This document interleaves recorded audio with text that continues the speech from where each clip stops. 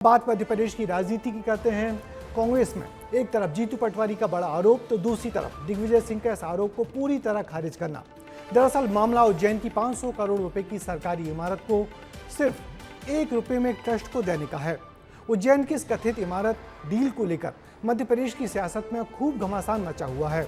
जीतू पटवारी के आरोपों पर पहले दिग्विजय सिंह का बयान और उसके बाद उनकी सफाई ने पार्टी के भीतर की खींचतान को सामने लाकर रख दिया है, जिस पर अब कांग्रेस के आलाकमान ने भी संज्ञान ले लिया है। क्यों मचा है कांग्रेस में संग्राम, देखिए इस रिपोर्ट में। 500 करोड़ की जमीन 1 रुपए में दे दी।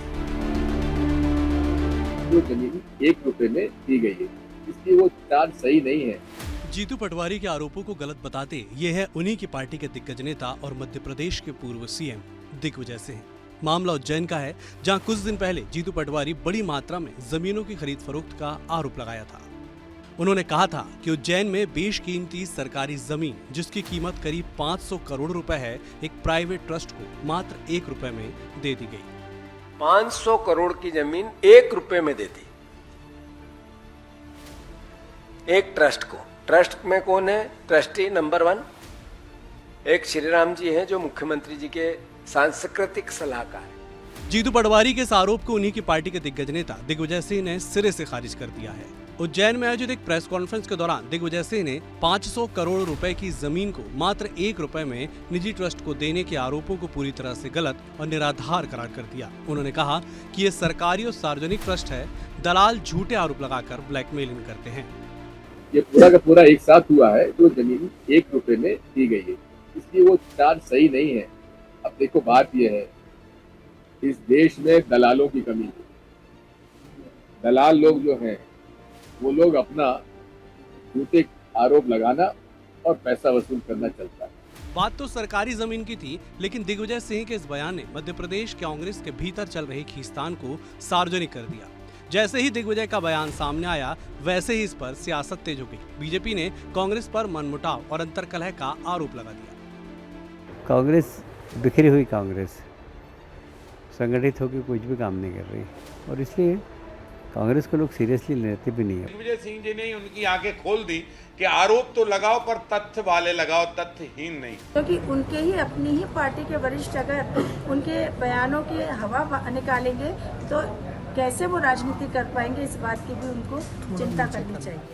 हालांकि इस विवाद के बाद दिग्विजय सिंह खुद सामने आए और उन्होंने कहा कि जीतू पटवारी मेरे पुत्र समान हैं और मैंने उन्हें इसको लेकर सारी जानकारी भी दी है।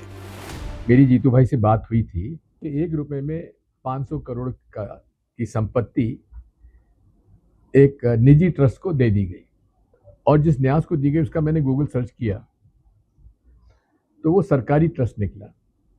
जो पदेन मुख्यमंत्री हैं वही उसके अध्यक्ष होंगे, तो ये थोड़ा सा उनकी जानकारी में नहीं था, इसलिए कह दिया।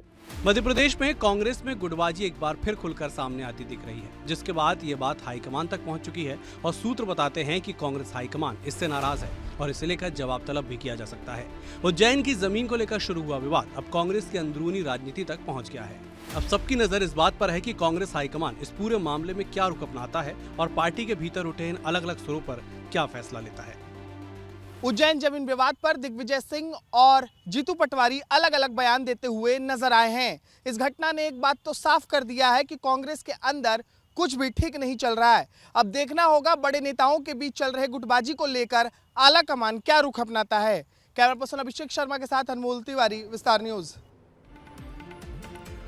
तो मुख्यमंत्री डॉक्टर मोहन यादव और उनके परिवार को लेकर कांग्रेस ने दिल्ली में जो गंभीर आरोप लगाए थे, वो वीर भारत ट्रस्ट की जमीन विवाद पर हुई जीतू पटवारी की गलत बयानी से ठंडे पड़ गए हैं।